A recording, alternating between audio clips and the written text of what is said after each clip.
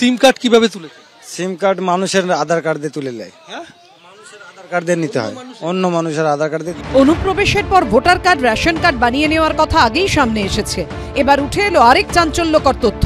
অনুপ্রবেশের পর বাংলাদেশের নাগরিক অন্যের নামে জোগাড় করেছিলেন মোবাইল ফোনের সিম কার্ড। বুধবার উত্তর 24 পরগনার হাকিমপুর চেকপোস্টে এবিপি আনন্দর ক্যামেরার সামনে এক বাংলাদেশি অনুপ্রবেশকারী নিজেই এই কথা স্বীকার করলেন। আপনি মোবাইল ফোন ব্যবহার করে? হ্যাঁ, করি। কিভাবে তুললেন সেটা? সেটা যেরকম এক জায়গায় থাকলে পরে বন্ধুত্ব হয়ে যায়, তাকে বলি ভাই একটা সিম তুলে দে, আমি বহুদিন ধরে তোর সাথে আছি, দেখছিস আমার ব্যবহারটা, তখন সে তুলে দেয়। টাকার বিনিময়ে? টাকা দেওয়া লাগে না, যে সিম তুলতে যে 300 টাকা লাগে কি 500 টাকা লাগে, সেই টাকাটা ওকে দেওয়া লাগে। এপারে চলছে এসআইআর, ওপারে বাংলাদেশে ফিরতে মরিয়া অনুপ্রবেশকারীরা। উত্তর 24 পরগনার স্বরূপনগরে গত এক সপ্তাহেরও বেশি সময় ধরে ধরা পড়ছে এই ছবি।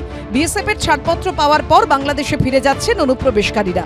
বাংলাদেশের সাতক্ষীরার বাসিন্দা মোহাম্মদ জাহাঙ্গীর, পেশায় দিনমজুর। দালাল ধরে সীমান্ত পেরিয়ে বেশ কয়েক বছর ধরে ছিলেন হাওড়ার ডোমজুড়ে।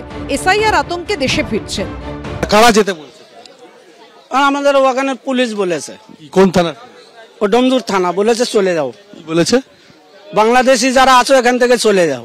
কবে এসে বলেছে? ও প্রায় 1 মাস হয়ে গেছে। কেন চলে যাবে কোনো জিজ্ঞাসা করেনি? জেলে যেতে হবে না। বলেছে প্রধানমন্ত্রীর অর্ডার, গেট খুলে দিয়েছে, যাচ্ছে তোমরা চলে যাও। পুলিশ বলেছে? হ্যাঁ। চোরা পথে ভারতে প্রবেশ, এবার নিয়ম মেনে বাংলাদেশে ফেরা। তখন দালালের মাধ্যমে দিয়ে আসছিলাম। কত টাকা লেগেছিল? তখন লেগেছিল 10,000 টাকা করে। কত বছর আগে? আজ 7 বছর আগে। কোন সীমান্ত পেরিয়েছিল? এটা আমার জানা নাই। তখন মনে আমরা হিলি বর্ডার দিয়ে পার হইলাম। এখানে ভারতীয় নথি বানাতে পারোনি? না, চেষ্টা করেছিলে? এখানে চেষ্টা করিনি, মানে নথি বানাতে গেলে টাকা চাই, 3,000 4,000 করে টাকা চাই। তো এত টাকা তো আমরা কামাই করতে পারি না যে দেবো, যে নথি বানাবো।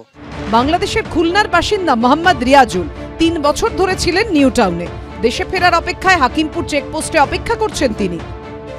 কোথা থেকে এসেছিলেন? আমরা খুলনা জেলা থেকে এসেছিলাম। কিভাবে এসেছিলেন?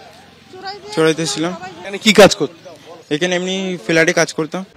কেউ এসেছিলেন 3-4 বছর আগে, কেউ বা জন্মের আগে। এসআইআর চালু হতেই ভারত ছেড়ে বাংলাদেশে ফিরতে চাইছেন সবাই।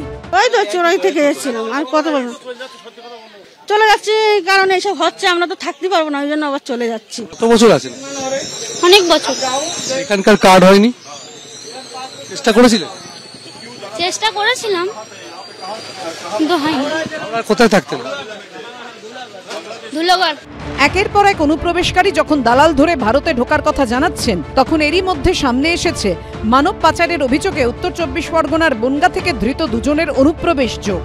ভুবনেশ্বর থেকে এক নাবালিকা উদ্ধারের তদন্তে নেমে গত 21শে সেপ্টেম্বর এনআইএ গ্রেফতার করে অমল কৃষ্ণ মণ্ডল ও আমির আলী শেখ নামে এই 2 অভিযুক্তকে। এনআইএর দাবি বৈদেশিক মুদ্রা লেনদেনের ব্যবসার আড়ালে অনুপ্রবেশে সাহায্য করতেন ওই 2 ব্যক্তি। সমীরণ পাল ও আবির দত্ত রিপোর্ট, এবিপি আনন্দ। এবিপি আনন্দ, এগিয়ে থাকে, এগিয়ে রাখে।